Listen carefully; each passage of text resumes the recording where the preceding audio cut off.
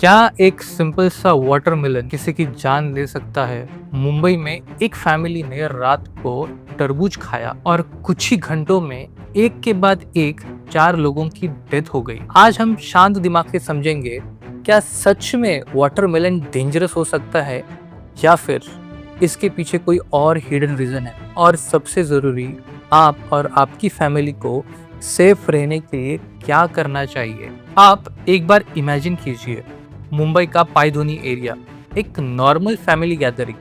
रात को 5 गेस्ट और ये 4 लोग मिलके खाना खाते हैं। चिकन बिरयानी, हंसी मजाक, सब कुछ बिल्कुल नॉर्मल। गेस्ट जाने के बाद रात 1:30 बजे घर के सिर्फ ये 4 मेंबर्स एक वाटरमेलन खाते हैं और सिर्फ 3 से 4 घंटे बाद severe vomiting, diarrhoea, body collapse. सुबह होने से पहले चारों की डेथ हो जाती है, एक एक करके। यहाँ सबसे शॉकिंग बात क्या है पता है? जो बाकी के 5 गेस्ट थे वो बिल्कुल ठीक थे। तो नेचुरली डाउट एक ही चीज पर जाता है, क्या प्रॉब्लम वाटरमेलन में थी? सबसे पहला डाउट, केमिकल्स। आजकल फ्रूट्स में पेस्टिसाइड्स और राइटनिंग एजेंट्स यूज होते हैं। कुछ जगह इलीगल केमिकल्स जैसे कैल्शियम कार्बाइड यूज किया जाता है, जो फ्रूट्स को जल्दी पकाता है। अगर ये लिमिट से ज्यादा हो, बॉडी के लिए टॉक्सिक हो सकता है। डॉक्टर्स ने भी ये ऑब्जर्व किया है कि इन 4 लोगों के ब्लड में एसिड लेवल काफी हाई था और किडनी भी कुछ हद तक डैमेज हो चुकी थी। लेकिन एक इम्पोर्टेंट बात, फूड अथॉरिटीज ने कहा कि नॉर्मल पेस्टिसाइड से इतनी जल्दी मौत नहीं होती। तो सवाल और गहरा हो जाता है, क्या कोई स्ट्रॉन्ग केमिकल इन्वॉल्व था या कुछ दूसरा ही एंगल है? दूसरी पॉसिबिलिटी, बैक्टीरिया। वाटरमेलन का नेचर देखिए, इसमें 92% पानी होता है और इसका एसिड लेवल बहुत कम होता है, बट ये एग्जैक्टली न्यूट्रल नहीं होता है। साइंटिफिकली ये बैक्टीरिया के लिए एक परफेक्ट प्लेग्राउंड है।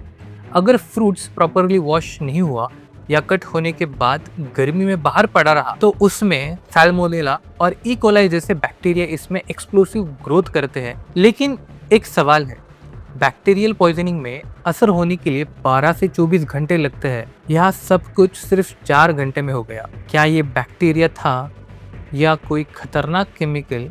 यही सबसे बड़ी मिस्ट्री है। अब तीसरा एंगल देखते हैं, इसमें क्या है जो थोड़ा अनकॉमन है या इजीली एक्सेप्टेबल नहीं है, वो है फूड कॉम्बिनेशन। कुछ एक्सपर्ट्स कहते हैं हेवी मील जैसे बिरयानी में फैट्स ज़्यादा होते हैं और इसके बाद सडनली हाई वाटर फ्रूट्स जैसे वाटरमेलन खाया तो स्टमक सडनली एक्सपांड हो जाता है, प्रेशर बॉडी सिस्टम पर पड़ता है। इससे एक वेगल रिएक्शन ट्रिगर हो सकता है, जैसे हार्ट रेट और बॉडी प्रेशर तुरंत गिर सकता है, जो एक्सट्रीम केसेस में रिस्की हो सकता है। अब यहाँ सबसे इम्पोर्टेंट बात, अभी तक एग्जैक्ट कॉज कंफर्म नहीं हुआ है। पुलिस ने वाटरमेलन, बिरयानी, मसाला, पानी सबके सैंपल टेस्ट के लिए भेजे हैं और सबसे क्रूशियल पॉइंट, पोस्टमार्टम रिपोर्ट अभी तक नहीं आई है।